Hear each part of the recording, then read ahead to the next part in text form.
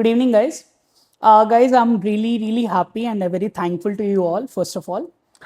Today, I'm going to talk about a very burning topic, कि एक बहुत ज़्यादा burning topic जिसके बारे में मैं आज आप सबसे बात करना चाहता हूँ, जो इस समय हमारी कंट्री का सबसे बड़ा मुद्दा बना हुआ है, वो है ट्विशा शर्मा का केस। आई थिंक कि आप सब ने कहीं ना कहीं सोशल मीडिया पे, न्यूज़ में, न्यूज़पेपर्स में कहीं ना कहीं त्विशा शर्मा का केस ज़रूर देखा होगा और मैं अगले 2 मिनट में आपको उस केस को पूरी तरीके से बारीकी को समझाने की कोशिश करने वाला हूँ। त्विशा शर्मा बेसिकली एक मॉडल थी जो नोएडा में रहती थी। पहले वो मॉडल थी, उन्होंने ब्यूटी पेजेंट्स में भी पार्टिसिपेट करा था एंड देन आफ्टर वो चली गई थी। वो एक कॉरपोरेट में वर्क कर रही थी एंड देन आफ्टर उनकी शादी हो जाती है। लास्ट ईयर दिसंबर में उनकी शादी हो जाती है।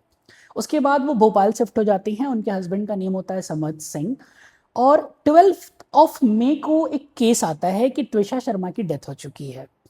अब त्विशा शर्मा की डेथ होती है। अब वो ये डेथ होना बहुत ही नॉर्मल सी बात होती है। स्टार्टिंग में पुलिस उसको कहती है, पुलिस उस केस को इन्वेस्टिगेट करती है as a suicide, but then after क्या होता है कि हमें इसमें ना काफ़ी सारे एंगल्स आते हैं। जिस तरीके से केस होता है, जो त्विशा शर्मा के घर वाले हैं, उन्होंने उनके हस्बैंड के घर वालों पे ये अक्यूजेशंस लगाए हुए हैं कि वो उनसे डाउरी के लिए उन पे प्रेशर बना रहे थे बहुत ज़्यादा।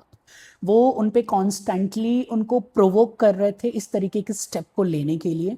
कंस्टेंटली उनके ऊपर प्रेशर बनाया जा रहा था। बहुत ज़्यादा उनके साथ में मिसबिहेवियरेबल थिंग्स भी हो रही थी और ना उनके हस्बैंड ना ही उनके इन लॉज उनको सपोर्ट कर रहे थे।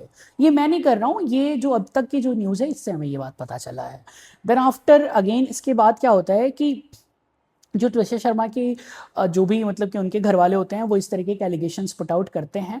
लेकिन उसके अलावा सबसे बड़ा इल्ज़ाम जो ये लगाते हैं वो ये लगाते हैं कि जो त्विशा शर्मा के इन लॉज हैं, क्योंकि जो उनकी मदर इन लॉ थी, जो उनकी सास थी, वो डिस्ट्रिक्ट जज रह चुकी हैं। इस वजह से बहुत ही ज़्यादा इन्फ्लुएंस किया जा रहा है इस केस को उन लोगों के द्वारा और वो लोग, पुलिस जो है वो सही एक्शन नहीं ले रही है। इसकी वजह से पुलिस को भी काफ़ी ज़्यादा मतलब बहुत ही ज़्यादा उनको पुलिस के ऊपर भी केसेस और बहुत ज़्यादा क्वेश्चन मार्क्स उठ रहे हैं।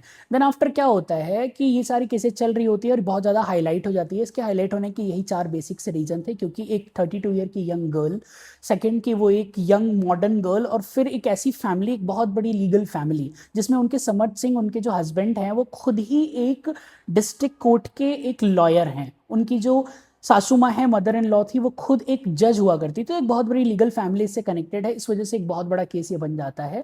और इस सब में इस केस को और ज़्यादा कैसे ये और ज़्यादा भी बड़ा हो गया ये केस अचानक से, सुप्रीम कोर्ट जो है ना, वो शो मोंटो जो होती है, शो मोंटो का यूज़ करती है। शो मोंटो में क्या होता है कि सुप्रीम कोर्ट तक अगर कोई